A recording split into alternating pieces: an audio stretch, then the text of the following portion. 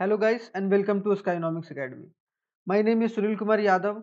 और जैसा कि मैंने कल बताया था कि सप्लाई का आज हम लोग क्या एमसीक्यू डिस्कस करेंगे और बहुत अच्छे तरीके से जो भी थ्योरी ऑफ सप्लाई के रिलेटेड एमसीक्यूज हैं जो कि सीयूईटी के लिए मोस्ट इंपॉर्टेंट है, उन सारे एमसीक्यूज को बहुत अच्छे तरीके से आज डिस्कस करेंगे। कल हम लोगों ने कॉन्सेप्ट्स को डिस्कस करे थे, है कि नहीं? हम लोगों ने पूरा मतलब एक बोला जाए कि रिवीजन कॉन्सेप्ट के रूप में थ्योरी ऑफ सप्लाई को अच्छे तरीके से देखा था। अगर जिन्होंने नहीं देखा है वो जाकर एक बार देख सकते हैं, क्योंकि ये एक मोस्ट इंपॉर्टेंट टॉपिक है और ये आपके फ्यूचर से भी, अगर आप लोग फ्यूचर में बोला जाए कि अगर कॉमर्स के फील्ड में कुछ करेंगे तो इसका जो एक बोला जाए ना कि जो इसका डिमांड रहेगा, मतलब जो सप्लाई का जो डिमांड रहेगा वो बहुत रहेगा आपके एक्सरसाइज में या आपके चैप्टर्स में से या आपके बुक में। ये एक अच्छा टॉपिक निकल के आएगा और इसको समझने के लिए उस वक्त आप लोगों को बेसिक्स की जरूरत होगी, जो आज या फिर मैंने कल अब इसके जो कॉन्सेप्ट वाला वीडियो था वो उसमें डिस्कस किया गया था। तो आज जो इंपॉर्टेंट एमसीक्यूज हैं उनको डिस्कस करेंगे। और अगर आप लोगों को सीयूईटी से रिलेटेड पूरा एक बोला जाए, आप लोग नए नए चैनल पर हैं तो 2023 सीयूईटी कर एक प्लेलिस्ट होगा हमारे चैनल, हमारे यूट्यूब चैनल पर जाइएगा तो प्लेलिस्ट में, और वहाँ पर आप लोगों को पूरा सीयूईटी से रिलेटेड जो भी चैप्टर्स अभी तक डिस्कस किए गए हैं, आई थिंक सो कि 20 वीडियोस होंगे अभी सीयूईटी 2023 से रिलेटेड, और इको का और बीएसटी का, दोनों का, बिजनेस स्टडी से रिलेटेड। तो ये जाकर आप लोग यहाँ पर देख सकते हैं। अगर उसके बावजूद भी अगर कोई क्वेरी होता है तो आप हमारे व्हाट्सएप नंबर पर एक बार इन्फॉर्म कर सकते हैं, आप लोगों को तुरंत क्वेरी का ये उसका रिप्लाई मिल जाएगा। ठीक है, तो हम लोग सप्लाई आज पढ़ने जा रहे हैं, लेकिन एक बार फिर से देख लेते हैं तुरंत 1 मिनट में कि भाई सप्लाई और जो डिमांड है उन दोनों के बीच का रिलेशन क्या है। मैंने कल भी बताया था, मैं आज भी बता रहा हूँ, अब बताता रहूंगा जब तक मैं सप्लाई का वीडियो बनाता रहूंगा। ठीक है, तो डिमांड क्या हो? डिमांड कंज्यूमर साइड से आता है। कभी भी कोई भी कंज्यूमर है, जैसे आप कुछ खरीदने जा रहे हो तो आप क्या हो? आप कंज्यूमर हो। इसका मतलब क्या? डिमांड किसके द्वारा क्रिएट किया जाता है? कंज्यूमर के द्वारा। और सप्लाई किसके द्वारा पूरा किया जाता है? वो एक प्रोड्यूसर के द्वारा। जैसे कि हम लोग यहाँ पर पिक्चर्स में देख रहे हैं कि ये क्या है, एक फार्मर मार्केट है और यहाँ सारे कंज्यूमर्स हैं, वो मार्केट में आए सामान लेने के लिए। इसका मतलब क्या है? ये लोग डिमांड करेंगे तो ये सामान ला के रखे होंगे, अब ये जाके ये सामानों को बेचा जाएगा यहाँ पर। तो इसका मतलब क्या? ये पूरा प्रोसेस होता है अगर इकोनॉमिक्स के फील्ड में देखा जाए, और ये माइक्रो इकोनॉमिक्स के तौर पर होता है, क्योंकि जो प्रोड्यूसर होता है वो अपना काम करता है और जो कंज्यूमर रहता है वो अपना काम करता है। तो इन दोनों कॉन्सेप्ट्स को, कंज्यूमर पॉइंट ऑफ व्यू और एक प्रोड्यूसर पॉइंट ऑफ व्यू को, हम लोगों ने डिस्कस कर रखा है। डिमांड वाला चैप्टर तो मैंने पहले ही डिस्कस कर रखा है। तो चलिए स्टार्ट करते हैं पहले एमसीक्यू से, और बहुत अच्छे तरीके से जानने की कोशिश करेंगे कि पहला एमसीक्यू आखिर है क्या और किस तरीके से इसे सॉल्व किया जा सकता है। ठीक है, तो पहला जो एमसीक्यूज है, which one of the following is not true. पहला क्या है कि इसमें से कौन सा जो ट्रू नहीं है, मतलब क्या? जो ट्रू नहीं है। ठीक है, मतलब जो फॉल्स है, नॉट ट्रू, जो फॉल्स है। अब आता है supply is always expressed in price. दूसरा बोला जा रहा है the supply is a desire quantity, बिल्कुल सही है। सप्लाई सेम एज स्टॉक, तो बिल्कुल सही नहीं है, क्योंकि जो सप्लाई है एक फ्लो कॉन्सेप्ट है। क्या है? सप्लाई, कहीं पूछा जाएगा कि फ्लाई इज विच कॉन्सेप्ट, तो वो क्या है? फ्लो कॉन्सेप्ट है, क्योंकि सप्लाई बताता है कि आप एक साल के अंदर में, या फिर बोला जाए जो भी गिवन पीरियड ऑफ टाइम है, एक साल के अंदर में जो प्रोड्यूसर है वो किस प्राइस पर कितना वो सेल कर रहा है या कितना वो सेल करने के लिए रेडी है। तो वो सब सारा चीज क्या है, हमारा एक तरीके से फ्लो का बात हो रहा है। तो हमारा क्या है? Supply is supply same as stock.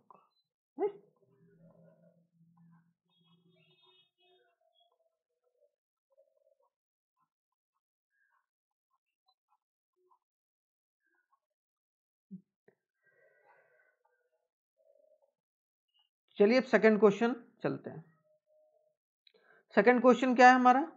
Second question बोला है कि supply is a dash variable. तो क्या है? एक फ्लो वेरिएबल है। मैंने भी बताया कि क्या है, कौन सा वेरिएबल है या कौन सा कॉन्सेप्ट है। कौन सा कॉन्सेप्ट है? फ्लो वेरिएबल या कॉन्सेप्ट है सप्लाई। तो ये बात याद रखिएगा। तो क्वेश्चन आंसर नंबर सी जो हमारा है वो करेक्ट आंसर है। स्टॉक कुछ अलग होता है, कांस्टेंट कुछ अलग होता है, तो ये सप्लाई से रिलेटेड कॉन्सेप्ट नहीं है।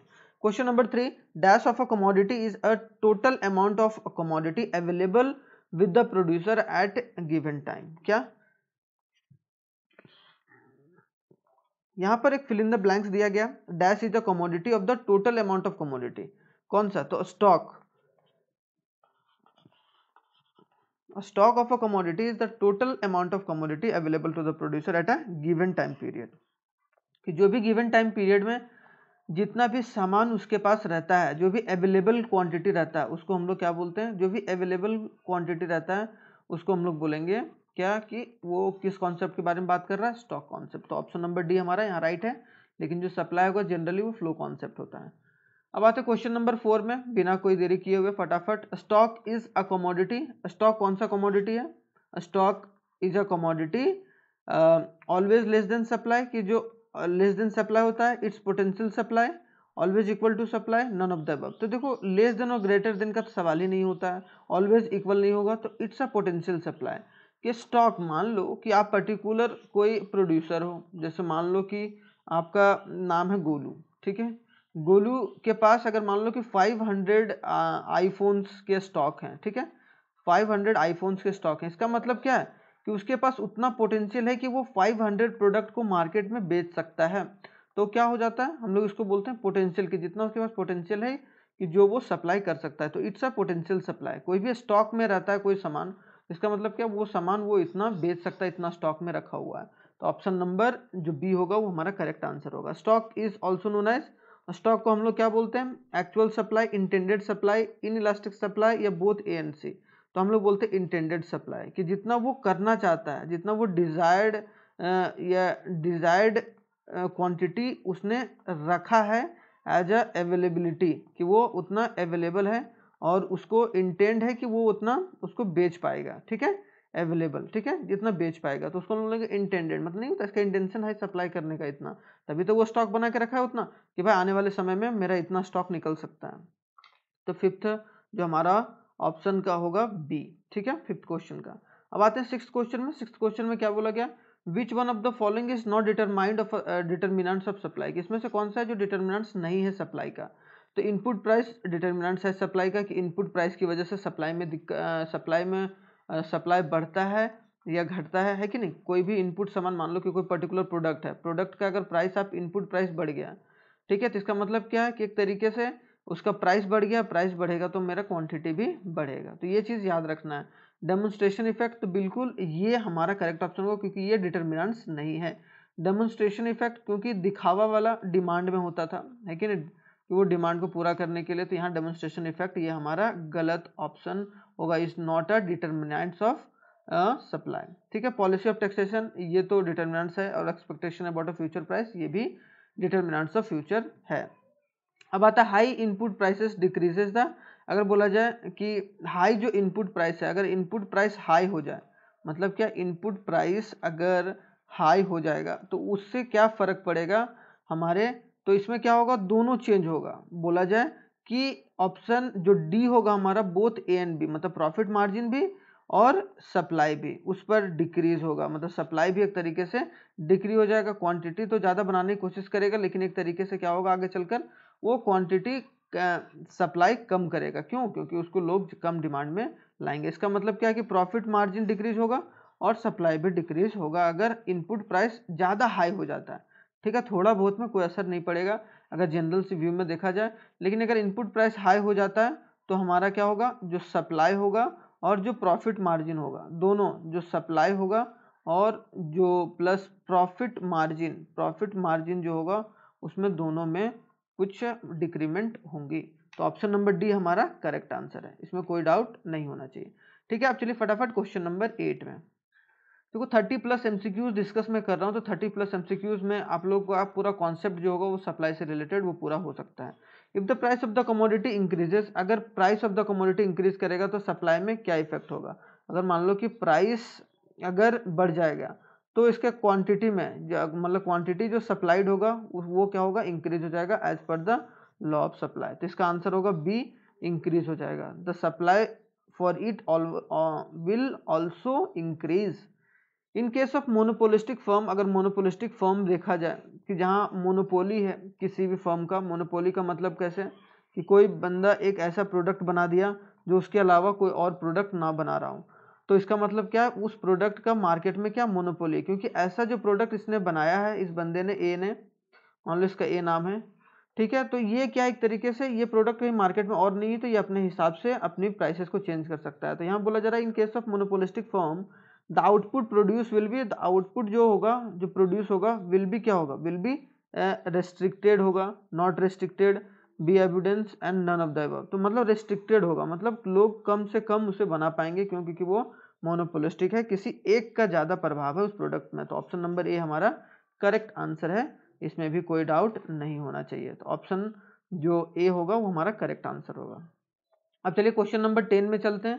क्वेश्चन नंबर 10 में बोला गया the imposition of heavy taxes. अगर मान लो कि कोई पर्टिकुलर एक प्रोडक्ट है, उसमें क्या है कि टैक्स बढ़ गया है, क्या हुआ है, टैक्स बढ़ गया। आराम से समझो, टैक्स बढ़ गया तो मतलब अगर टैक्स इंक्रीज हो गया, the commodity will dash in the supply. तो कमोडिटी क्या होगा, कमोडिटी डिक्रीज हो जाएगा, सप्लाई क्या होगा हमारा, डिक्रीज हो जाएगा। मतलब जो सप्लाई होगा वो हमारा डिक्रीज होगा, क्यों, क्योंकि वो सामान महंगा बिकने लगेगा। और वो सामान महंगा जब बिकने लगेगा तब क्या होगा कि वो चीज हमारा क्या हो जाएगा, वो डिक्रीज हो जाएगा, सप्लाई। ठीक है, क्वेश्चन नंबर 10 भी बहुत अच्छे तरीके से क्लियर होगा। अब क्वेश्चन नंबर 11 में आते हैं। A firm supplying good x, एक फर्म है वो सप्लाई क्या कर रहा है, गुड एक्स को सप्लाई कर रहा है, and the market of it substitution good Y increases by 10%। अगर जो उसका एक सब्सटीट्यूट प्रोडक्ट है, सब्सटीट्यूट प्रोडक्ट मतलब उसके जैसे टी और कॉफी है, मान लो कि ये टी है और ये कॉफी है, गुड वाई, जो गुड वाई है वो क्या है, मेरा कॉफी है, ठीक है, कॉफी है। तो दोनों एक दूसरे को सब्सटीट्यूट कर सकता है कि नहीं, सब्सटीट्यूट कर सकता है, ये और ये दोनों एक दूसरे को सब्सटीट्यूट कर सकते हैं, क्योंकि इसके बदले ये कंज्यूम किया जा सकता है और इसके बदले ये कंज्यूम किया जा सकता है, तो इसको बोलेंगे सब्सटीट्यूशन गुड्स। तो ठीक है, तो यहाँ एग्जांपल अगर कोई पूछा जाएगा सब्सटीट्यूशन गुड्स का, तो जिसको वो एक तरीके से रिप्लेस कर सकता है। और एक होता है कॉम्प्लीमेंट्री गुड्स। तो कॉम्प्लीमेंट्री गुड्स क्या होता है, जैसे कार और पेट्रोल, है कि नहीं, कार और पेट्रोल, तो कार और पेट्रोल को साथ में कंज्यूम किया जाता है, तो ये एक अलग चीज होता है। तो ये बात यहाँ रखें। तो यहाँ पर ये बोला गया कि अगर 10% गुड वाई में इंक्रीज होता है प्राइस में, अगर प्राइस में इसका 10% इंक्रीज होता है, तो जो बोला जा रहा है what will be the firm ideally do, तो फर्म को क्या करना चाहिए, तो फर्म स्विच टू वाई। तो फर्म को स्विच किस में कर देना चाहिए, वाई में। वाई में मतलब क्या कि टी की प्रोडक्शन को ज़्यादा से ज़्यादा करना चाहिए, क्यों, क्योंकि इसका डिमांड इसका बढ़ने वाला है। तो इसका डिमांड बढ़ने वाला है तो भाई तो सप्लाई भी तो इसको पूरा करेगा। तो इन द सेंस तो हम लोग क्या, फर्म को क्या करना चाहिए, शिफ्ट होना चाहिए, स्विच टू वाई हो जाना चाहिए। क्यों, क्योंकि इसका प्राइस जो है एक तरीके से यहाँ डिमांड बढ़ा, लेकिन जो सप्लाई होगा इसका प्राइस बढ़ा है, तो ज़्यादा से ज़्यादा प्रोडक्ट इसको करना चाहिए ताकि प्रॉफिट भी ज़्यादा हो कॉफ़ी का। ठीक है, यहाँ पर तो डिमांड और सप्लाई आ रहा है कॉफ़ी का, लेकिन ये जब डिमांड और सप्लाई दोनों रोल में प्ले हो रहा है, तो यहाँ बोला जा रहा है सिर्फ सप्लाइंग का बात हो रहा है। तो आइडियली क्या करना चाहिए, स्विच टू गुड वाई हो जाना चाहिए, मतलब स्विच टू वाई, मतलब वाई प्रोडक्ट पर स्विच हो जाना चाहिए। क्यों, क्योंकि ये मार्केट में प्राइस ज़्यादा हो रहा है, तो इसका क्वांटिटी पे ज़्यादा प्रोड्यूस करना चाहिए इसको। ठीक है, as a firm. I hope तो ये पॉइंट पूरा अच्छी तरीके से क्लियर होगा। अब आते हैं क्वेश्चन नंबर जो 11 था भाई, अब आते हैं क्वेश्चन नंबर 12।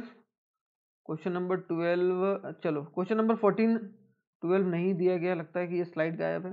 क्वेश्चन नंबर 14 में क्या बोला गया, क्वेश्चन नंबर 14 में बोला गया law of supply states that other thing remaining constant, कि अदर थिंग को अगर कांस्टेंट रखें, the quantity of a commodity of a firms will produce offer for a sale, क्या होगा, dash with a rise in the price and dash with a fall in the price. तो क्या होगा कि जो ऑफर होगा वो क्या होगा, राइज होगा, और राइज होगा sell with a rise in the price, and fall होगा in the fall in the price. मतलब अगर प्राइस बढ़ेगा तो क्या होगा, क्वांटिटी सप्लाइड बढ़ेगा, और अगर प्राइस कम होगा तो क्वांटिटी सप्लाइड कम होगा। ठीक है, तो ये बात याद रखिएगा।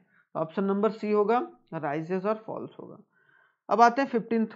क्या जो supply schedule is a dash statement showing a various quantity of a commodity with a producer willing to produce and sales at a various alternative price during a, तो क्या जो schedule होता है, मैंने दो बताया था, एक सप्लाई schedule बताए थे, क्या बताए थे, सप्लाई, एक schedule बताए थे, और एक सप्लाई कर्व बताए थे, है कि नहीं, दोनों बात याद रखना है, मैं ये दोनों बता देता हूँ यहाँ पर। तो सप्लाई कर्व, तो सप्लाई जो कर्व होता था वो ग्राफिकली डिनोट होता है, और जो सप्लाई शेड्यूल होता था वो टेबुलर फॉर्म में डिनोट होता था। तो यहाँ पर आंसर क्या होगा हमारा, जो सी होगा टेबुलर फॉर्म। तो क्या supply schedule is a tabular statement, वो टेबुलर फॉर्म में, ये टेबल के फॉर्म में उसको डिनोट किया जाता है, इसलिए उसको टेबुलर स्टेटमेंट बोला गया। तो I hope so question number 15 भी बहुत अच्छे तरीके से क्लियर होगा। अब चलिए चलते हैं क्वेश्चन नंबर 16 में। क्वेश्चन नंबर 16 क्या बोल रहा है, dash is a diagrammatic representation of law and supply, कि जो लॉ एंड सप्लाई को डायग्रामेटिकली रिप्रेजेंट कर रहा है, मतलब डायग्राम के फॉर्म में, ग्राफ के फॉर्म में, किसके फॉर्म में, एक तरीके से बोला जाए ग्राफ के फॉर्म में किया जा रहा है। तो उसको हम लोग क्या बोलेंगे, ऑप्शन नंबर जो डी होगा मेरा, सप्लाई कर्व। तो सप्लाई जो कर्व होगा, जो सप्लाई कर्व होगा उसको डायग्रामेटिकली रिप्रेजेंटेशन किया जाता है लॉ ऑफ सप्लाई में। तो ये भी ऑप्शन हमारा डी करेक्ट ऑप्शन होगा। अब आते हैं question number 17, dash is defined as the curve which shows the various quantity with a single, क्या बोला, सिंगल प्रोड्यूसर के बारे में अगर बात किया जाए तो उसको मैंने बताया था कि इंडिविजुअल सप्लाई कर्व, ठीक है। क्वांटिटी जो कर्व है, यहाँ पे देखो कर्व आ गया, अगर स्केड्यूल आता तो इंडिविजुअल डिमांड या इंडिविजुअल सप्लाई शेड्यूल आता, लेकिन ये इंडिविजुअल सप्लाई कर्व होगा। क्यों, क्योंकि यहाँ कर्व के बारे में बात किया जा रहा है, वो भी कौन से, कोई सिंगल फर्म। जैसे मान लो कि मैंने बताया था रिलायंस का अगर पूरा डेटा को अगर निकाला जा रहा है एक फर्म के बारे में सारी चीज़ों की, कि एक फर्म कितना सप्लाई पूरा कर रहा है, तो उसके बारे में अगर डिनोट किया जा रहा है तो उसका क्या होगा, इंडिविजुअल सप्लाई कर्व। तो ये बात याद रखिएगा, ठीक है। अब चलिए क्वेश्चन नंबर 18 में फटाक से चलते हैं, फटाक से पहुंच भी गए। अब क्वेश्चन नंबर 18 में क्या बोला है, अब market supply curve is also known as, जो मार्केट सप्लाई कर्व को उसको हम लोग और बोलते हैं इंडस्ट्री सप्लाई कर्व। तो ये याद रखना है, क्या बोलते हैं, industry supply curve, industry industry industry supply curve, ठीक है। तो ये बात याद रखिएगा। Why is supply curve positive, जो सप्लाई कर्व रहता है उसको हम लोग पॉजिटिव क्यों बोलते हैं, क्योंकि सप्लाई कर्व हमेशा क्या होता है, एक बात याद रखिएगा, वो अपवर्ड इन डायरेक्शन जाता है। कहाँ जाता है, अपवर्ड। तो अपवर्ड इन डायरेक्शन होता है, तो अपवर्ड इन डायरेक्शन में सप्लाई कर्व हमेशा पॉजिटिव होगा, क्योंकि ऊपर मतलब जैसे जैसे प्राइस बढ़ रहा है वैसे वैसे क्या हो रहा है कि उसका क्वांटिटी भी बढ़ता चला जा रहा है। प्राइस यहाँ से बढ़ा, यहाँ से यहाँ तक, तो यहाँ पर क्वांटिटी भी यहाँ से यहाँ बढ़ गया, अगर इसको टेबुलर फॉर्म में डिनोट किया जाए तो, ठीक है। देखो ऐसे करके टेबुलर फॉर्म में है कि नहीं, यहाँ पर याद रखिएगा, ये टेबुलर, ये अगर बोला जाए कि ये एक्स एक्सिस हो गया, ये वाई एक्सिस हो गया। यहाँ पर ऑप्शन नंबर जो सी होगा, level of the price determinants of amount of profit, कि जो लेवल ऑफ द प्राइस होता है वो डिटरमाइन क्या करता है, अमाउंट ऑफ प्रॉफिट, कि जो प्राइस लेवल जो डिटरमाइन होता है, प्राइस जो बढ़ता है घटता है उसके वजह से प्रॉफिट का डिटर्मिनेशन होता है। तो ऑप्शन नंबर सी होगा वो हमारा करेक्ट आंसर होगा, ठीक है। अब आते हैं 20th क्वेश्चन में। 20th क्वेश्चन में क्या बोला, state an example of vertical supply curve का एक एग्जांपल बताए। तो ओल्ड रेयर मैन्युस्क्रिप्ट, अगर कोई ओल्ड चीज, बहुत पुरानी चीज पड़ी हुई है तो वो चीज किसका है, एक वर्टिकल सप्लाई कर्व के बारे में बात हो रहा है। तो यहाँ पर एक एग्जांपल है इसका। इन case of vertical supply curve, the supply curve is, जो वर्टिकल सप्लाई कर्व में रहेगा उसमें जो सप्लाई कर्व रहेगा वो कैसा रहेगा, तो supply curve is parallel to Y axis. अगर देखा जाए तो वर्टिकल में वाई एक्सिस पर बराबर रहेगा, क्योंकि ये वाई एक्सिस होता है, ये एक्स एक्सिस। तो यहाँ पर क्या होगा, वाई एक्सिस के पैरेलल होगा, मतलब ये सिर्फ प्राइस चेंज हो रहा है, क्या चेंज हो रहा है, सिर्फ प्राइस चेंज हो रहा है, लेकिन क्वांटिटी जो है वो कांस्टेंट रहता था, क्वांटिटी कांस्टेंट, क्वांटिटी यहाँ कांस्टेंट, और जो प्राइस है वो चेंज हो रहा है, क्या हो रहा है, प्राइस चेंज हो रहा है। तो इसको हम लोग, ए होगा पैरेलल टू वाई एक्सिस, ये बात याद रखना है, ठीक है। अब आते हैं क्वेश्चन नंबर 22 में। क्वेश्चन नंबर 22 में क्या बोला गया, when the quantity supplied of a commodity falls, जब क्वांटिटी जो सप्लाइड होगा वो फॉल हो जाएगा due to the fall in the own price, की अगर फॉल इन द प्राइस में कमी आ गया तो उसकी वजह से क्वांटिटी में भी कमी आया, other factor being the same, तो उसको क्या बोलते हैं, उसको हम लोग बोलते हैं कि एक तरीके से कॉन्ट्रैक्शन ऑफ सप्लाई है था। बताए थे कि कॉन्ट्रैक्शन ऑफ सप्लाई क्या होता है, एक्सपेंशन ऑफ सप्लाई क्या होता है, इंक्रीज इन सप्लाई क्या होता है, डिक्रीज इन सप्लाई। अगर इंक्रीज और डिक्रीज इन सप्लाई में क्या होता था, प्राइस जो रहता था वो हमारा क्या रहता था, कांस्टेंट रहता था, और इन दोनों में क्या होता था कि कॉन्ट्रैक्शन और जो एक्सपेंशन में उसमें प्राइस चेंजेस होता था। याद रखिएगा भाई, एक्सपेंशन और कॉन्ट्रैक्शन में क्या होता था, प्राइस चेंज होता था, क्वांटिटी भी चेंज होता था, प्राइस भी चेंज होता था और क्वांटिटी भी चेंज होता था, ठीक है। लेकिन यहाँ पर प्राइस सेम रहता था अगर डिक्रीज और इंक्रीज इन सप्लाई के बारे में बात किया जाए। अब आते हैं question number 23, when the quantity supplied of the commodity rise, अगर क्वांटिटी राइज हो रहा है due to the rise in its own price, तो उसको हम लोग क्या बोलते हैं, एक्सपेंशन ऑफ सप्लाई। सेम जैसा उल्टा है, लेकिन एक क्वांटिटी बढ़ा तो प्राइस भी बढ़ गया, प्राइस बढ़ा तो उसकी वजह से क्वांटिटी भी इंक्रीज हुआ, तो यहाँ पर इसको हम लोग बोलेंगे एक्सपेंशन ऑफ सप्लाई। ये भी चीज़ क्लियर हो गई। ये सब क्वेश्चन बहुत फ्रिक्वेंटली पूछा जा सकता है, इसलिए आप लोग याद रखिएगा।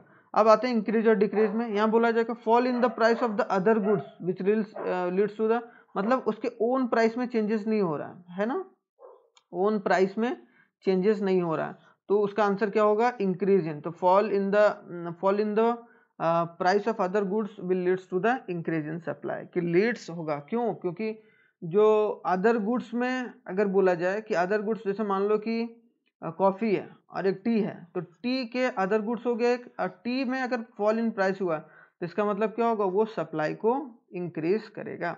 ये बात याद रखना, इंक्रीज इन सप्लाई।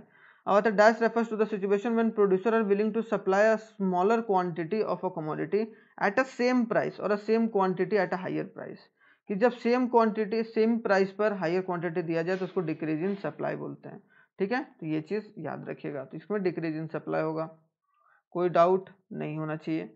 अब आते हैं क्वेश्चन नंबर 26 में। क्या होता है कि dash measures the degree of responsibleness of the quantity supplied, कि कौन जो डिग्री मेजर करता है, कि कौन सा चीज़ जो है वो डिग्री मेजर करता है, तो price elasticity of supply degree measure करता है कि आपका जो सप्लाई है वो कितना परसेंट से चेंज हुआ या कितना डिग्री बढ़ा या घटा है कि नहीं।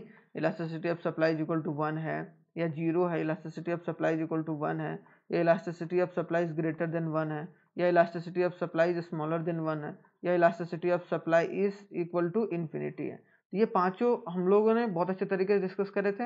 अगर कॉन्सेप्ट वाला वीडियो नहीं देखे तो वहां जाकर एक बार फटाफट देख लो भाई, फटाफट। अब आते हैं 27 पे। In case of perfectly elastic supply, अगर परफेक्टली इलास्टिक सप्लाई के बारे में बात किया जाए तो price elasticity of supply is, तो price elasticity of the supply is infinity. अगर परफेक्टली इलास्टिक सप्लाई है तो क्या है, elasticity of the supply is equal to infinite. ठीक है, इन्फिनाइट होता है। ये 1 हो गया तो यूनिटरी हो गया, 0 हो गया तो वो नॉन इलास्टिक हो गया, ठीक है, या इन इलास्टिक हो गया। तो आई होप सो ये चीज पूरे अच्छे तरीके से क्लियर हो गया होगा।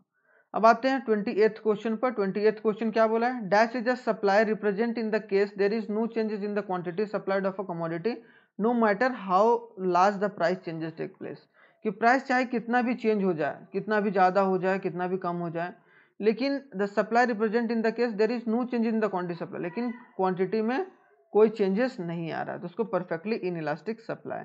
पर क्वांटिटी में कोई चेंजेस नहीं आ रहा है, मतलब क्या, इलास्टिसिटी ऑफ जो सप्लाई है वो क्या है, 0 है, तो हम लोग क्या बोलेंगे, परफेक्टली इन इलास्टिक सप्लाई। ठीक है। अब आता है सप्लाई ऑफ मोनालिसा पेंटिंग। देखो मोनालिसा पेंटिंग एक पेंटिंग ऐसा है कि जो रेयर पेंटिंग है, जैसे अगर एम एफ हुसैन का बोला जाए तो वो रेयर पेंटिंग है, मतलब चाहे प्राइस कितना भी ज्यादा हो जाए, तो इसका मतलब क्या, perfectly inelastic supply. Perfectly inelastic मतलब elasticity of the supply is equal to 0, चाहे वो प्राइस कितना भी हो जाए, प्राइस चाहे कितना भी बढ़ जाए, लेकिन वो क्वांटिटी ज़्यादा प्रोड्यूस नहीं हो पाएगा। क्यों, क्योंकि वो एक रेयर पीस है, या फिर वो पेंटिंग जो है वो एक रेयर पीस है। ठीक है, तो आई होप सो ये भी चीज़ क्लियर होगा यहाँ पर। अब आते हैं 30th क्वेश्चन में। 30th क्वेश्चन में क्या बोला गया भाई, तो supply is a dash, supply is a dash when the percentage change in the quantity supplied is greater, मतलब क्या, जो परसेंटेज चेंज हो रहा है क्वांटिटी सप्लाइड में, ठीक है, is greater than the percentage change in supply, मतलब percentage change in price, sorry, तो परसेंटेज चेंज इन प्राइस से अगर ज़्यादा हो रहा है percentage change in quantity supplied, तो उसको बोलेंगे इलास्टिक, मतलब इलास्टिसिटी ऑफ सप्लाई क्या होगा इसमें, ग्रेटर देन 1। तो अगर elasticity of supply is greater than 1 हो रहा है, और वो कब होता है, जब परसेंटेज चेंज इन क्वांटिटी के, मतलब क्वांटिटी में मान लो कि 20% का चेंज हो रहा है, लेकिन प्राइस में कितना चेंज हुआ, 10% का चेंज हुआ, तो मतलब प्राइस 10% चेंज हुआ, लेकिन जो मेरा क्वांटिटी खरीदा जा रहा है या बेचा जा रहा है वो उसमें कितना चेंजेस हुआ, 20% का, तो हम लोग बोलेंगे इसको इलास्टिक। यूनिटरी क्या बोलेंगे, when the elasticity of supply is 1, जब इलास्टिसिटी ऑफ सप्लाई 1 रहेगा तो यूनिटरी बोलेंगे। तो यहाँ से क्वेश्चन आता है भाई, तो ये पांचों जो कॉन्सेप्ट है वो अच्छे तरीके से एक बार आप लोग देख लीजिएगा। ठीक है, अब आते हैं last question but not the list, क्योंकि जब मैं सीरीज डिस्कस करूंगा, अगर अभी इकोनॉमिक्स का सीरीज लाएंगे 1 तारीख से, ठीक है, वहाँ पर पूरे अच्छे तरीके से एक रिवीजन सीरीज के रूप में हम लोग कुछ सारे क्वेश्चंस को डिस्कस करेंगे। तो dash is used in the measure of elasticity of supply eight a given point of supply curve. तो इसमें क्या ज्योमेट्रिक मेथड क्या कि मेजर किया जाता है इलास्टिसिटी ऑफ सप्लाई को eight a given point on the supply curve, कि गिवन पॉइंट पर, कि वो पॉइंट कहाँ है, एक्स एक्सिस पर है, वाई एक्सिस पर है, या फिर जीरो से शुरू हुआ। ये तीन चीजें हम लोगों ने डिस्कस करे थे ना। ये सब तीनों चीजों को अगर बोला जाए ज्योमेट्रिक मेथड के थ्रू, जो कि आपके सीबीएसई में सिलेबस में नहीं था जब अगर बोला जाए आपके बोर्ड वाले एग्जाम में, लेकिन यहाँ पर पूछा जाएगा। तो ये चीज एक बार ध्यान से देख लीजिएगा, कॉन्सेप्ट वाले वीडियो में मैंने बहुत अच्छे तरीके से बताया है। तो आई होप सो पूरा एक एमसीक्यूज आप लोगों का सप्लाई से रिलेटेड जो एक कोर एमसीक्यूज है वो पूरा हो गया और आप लोगों को समझ में भी आ गया। तो thanks for watching once again. तो कल हम लोग एक तरीके से बीएसटी का कंट्रोलिंग का एमसीक्यूज करेंगे, है कि नहीं, क्योंकि पोस्ट डीसी अगर देखा जाए कि पीओएस डीसी में प्लानिंग हो चुका है, ऑर्गेनाइजिंग हो चुका है, स्टाफिंग हो चुका है, डायरेक्टिंग हो चुका है, अब कंट्रोलिंग का एमसीक्यूज बचा हुआ है। तो कंट्रोलिंग हम लोग अच्छे से डिस्कस करेंगे। उसके बाद हम लोग थोड़ा सा और भी सारे कॉन्सेप्ट्स को डिस्कस करेंगे। तो thanks for watching once again. और देखना मत भूलिएगा 8 बजे 8 PM एवरीडे, जब तक CUT का एग्जाम नहीं हो जाता है तब तक वीडियो आता रहेगा। ये हमारा फेसबुक आईडी है या फेसबुक पेज का आईडी है, ये हमारा इंस्टाग्राम पेज है, और ये हमारा वेबसाइट है, और ये हमारा व्हाट्सएप नंबर है, जैसा कि मैंने पहले भी बता रखा है। अगर किन्हीं को कोई क्वेरी होता है, कुछ भी डाउट होता है, कैसे रिलेटेड, कैसे एग्जाम देना, कुछ भी, तो आप लोग बेफिक्र होकर पूछ सकते हैं। तो thanks for watching once again. जय हिंद। मिलते हैं कल नेक्स्ट वीडियो में।